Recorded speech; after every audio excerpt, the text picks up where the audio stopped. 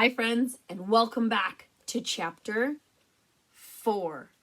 We left off with Professor Savant telling us about some creatures in Whangdoodle land.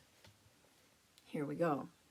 As the years passed, man became involved in technology and agriculture and industry.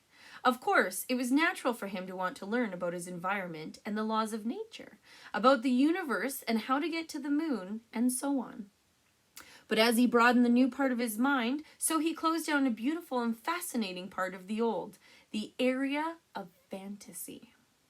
The more knowledge man gained, the more self-conscious he became about believing in fanciful creatures. People began to think that such things as dragons, goblins, and gremlins didn't exist.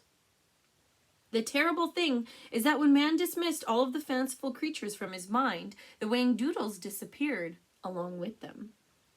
"But where did the Whangdoodles go?" cried Lindy. By the time the Whangdoodles and the other animals realized what was happening to them, it was almost too late. There was a tremendous upheaval. The dragons and the monsters became fearfully anxious, and they made a great fuss and fought with each other and killed or destroyed themselves by the thousands. Which was no help at all, of course. Many of the wonderful creatures from the past just faded away from sadness and neglect. That is why only a few remain today. King of them all is the last of the really great Whangdoodles. Being very wise and very clever, he retreated to a realm where man could not see or harm him. "But if no one can see him, how do you know that he's there?" asked Lindy. The professor took a moment to drink the last of his hot chocolate. Then he carefully set the cup to one side. "I know that he's there because I have been to Whangdoodle land." The children sat in stunned silence.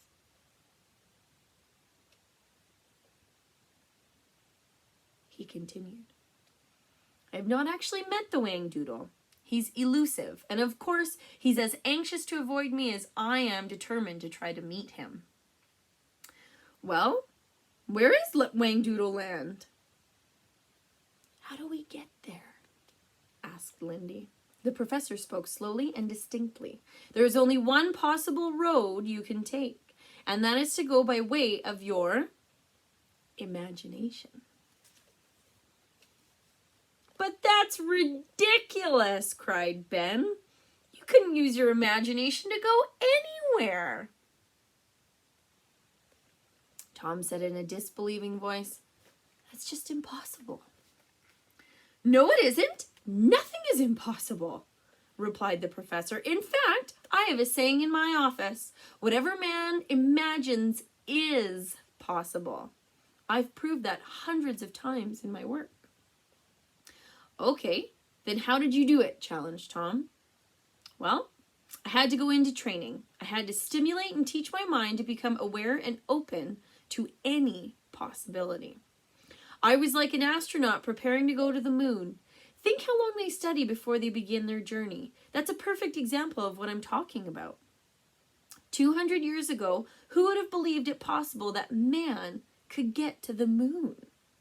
It would have seemed just as fanciful as me saying that I have been to Whangdoodle land. But man imagined going to the moon, and now it's a reality." Lindy asked a vital question. "But do you suppose we could ever go to Whangdoodle land? Do you suppose ordinary people like us could ever see it?" The professor smiled a secret smile. "It would mean a great deal of hard work, but you're young, and you actually stand a better chance of getting there than most adults. Your imaginations are vivid and fresh, and you haven't closed your mind to possibilities the way so many grown-ups have." "What would we have to do?" Tom asked cautiously. "Well, you would have to study with me," said the professor. "We would have to meet each day and work hard. When I thought you were ready, we would begin trying to find the Whangdoodle. But you would have to do exactly as I say. More importantly, you would not be able to mention this to another living soul." "Couldn't I tell Mummy?" asked Lindy. The professor shook his head. No, Lindy. It would spoil everything.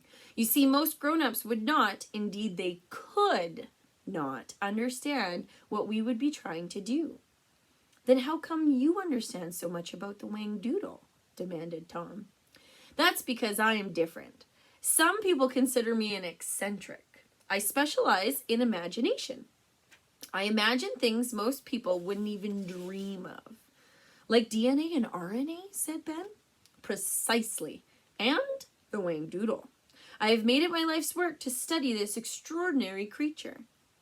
Oh, I'd sure love to see a Whangdoodle, said Ben.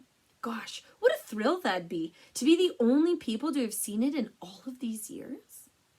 I still don't really see how it's possible, said Tom, but it would be fun. What about Lindy, though? Do you suppose she should go? She's too young, isn't she? Of course I'm not, Lindy protested instantly. I'm old enough to go. Aren't I, Professor? I would think it important that you go, Lindy. Being the youngest, your imagination is the most fertile. You could help where the rest of us might fail. See? She turned in triumph to her two brothers. But wait a minute. The professor held up his hand. I have not yet said that you could go. The children all spoke at once. Oh, please, Professor, do let us. We'd love to go. We'll do anything you say. The children all spoke at once. The professor deliberated a moment. Finally, he said, all right, but there have to be conditions. First of all, I must be in complete charge. Secondly, you must tell your mother that we have met this evening and that I will be telephoning her to discuss your coming visits. I think that is correct and it will save your parents worry. The third condition is the one I have already mentioned. You must not talk of this to anyone. Is that clear? The children all nodded. Then I see no reason we should not try this experiment together. I should just add that, once committed, there can be no turning back for any of us. He turned to Tom and Ben. Are you ready to take on that responsibility? Without a moment's hesitation, the boys both nodded. The professor looked at Lindy. When can we get started? She said eagerly. The professor walked to the study door and called for Mrs. Primrose. He said politely, I'm afraid that I must leave you now. Ah, Mrs. Primrose, I would like you to jot down the telephone number of my friends here, and then perhaps you'd show them out for me. He smiled at the children. I shall expect you after school on Friday. Goodbye for the time being. Goodbye. The children were left with the feeling that there were 1,000 questions they would like to have asked. The evening had passed so rapidly, it was already late. Professor Savant walked quickly up the wide staircase of his house until he came to the third landing. He passed through a draped archway and proceeded to climb a narrower flight of stairs until he reached a small white door. He took from his waistcoat pocket a key on a silver chain, and inserting it into the lock, he let himself into a most unusual room. At the far end of the top of a spiral staircase, beneath a wide skylight, there stood a large telescope pointing to the heavens. Next to it was a large planetarium globe. A bench in the center of the room contained a most complicated series of beakers and flasks.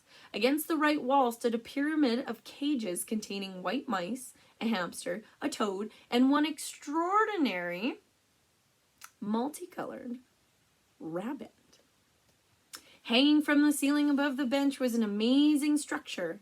It resembled a finely wrought stepladder, and it was made of different colored plastic segments, all brightly illuminated. A high-backed winged chair faced away from the door. The professor closed the door behind him and approached the chair, speaking in a quiet voice. So sorry to keep you waiting, Proc. I had some unexpected visitors. So I gathered, said a distinctly unusual voice. A unique figure rose from the chair in one sinuous movement. The visitor was tall and exceedingly thin. He had a long, narrow face which accentuated his large black eyes and prominent nose. He had a long body and very long arms. His legs seemed permanently bent at the knees, and his shoulders hunched forward. His hands were limp, the fingers thin and tapered. The stranger wore baggy pants and a loose turtleneck sweater which did not sit comfortably on his narrow shoulders. On his head, a battered gray trilby hat was pulled down at a rakish angle. "So, you're thinking of taking those three to Whangdoodleland, eh?" His voice had a stretched, echoing quality, a rasping whisper that seemed to hang in the air long after he had spoken. "I was considering it, yes," replied the professor. "Well, you're a fool," said the Proc rudely. "Except for you, no one has ever reached Whangdoodleland, and no one ever will again. You're wasting your time, and you'll find yourself straddled with children who'll turn out to be a big nuisance." "That's a possibility," said the professor. "But on the other hand, we could just make it, my friend."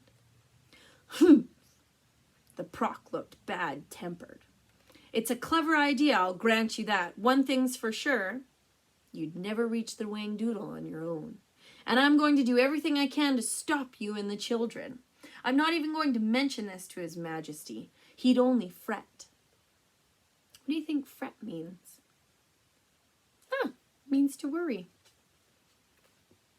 "I wish you'd tell him that I mean no harm," said the professor. "I'll do no such thing," said the Proc. "Can't see why you're so anxious to pursue this idea of yours anyway. Why don't you just leave us in peace?" "But I've no intention of disturbing the peace. Can't you see that?" said the professor. "It's not only you we're worried about," the Proc continued. "If you make it to Whangdoodleland with the children, what's to stop others from doing it? It's too big a risk to take, and I won't allow it." He snapped. "Nevertheless, I do intend to try this experiment." The professor was quite quietly adamant. "Right now, I don't think there's a thing you can do about it, Proc." "Not now, no." The Proc was distinctly annoyed. "But I'll be waiting for you, and you won't get far. Those children won't be so easy to teach, although I'll enjoy watching you try. In fact, I'll be watching everything you do from now on." He eased himself to the door with a slithering, sliding walk. "I'm going," he declared. "This whole conversation has given me a terrible headache." Without even bothering to say goodbye, the Proc drew himself up to an immense height, and then, as if being pulled by an invisible hand, he slid down to the floor in a single motion and disappeared through the crack under the door.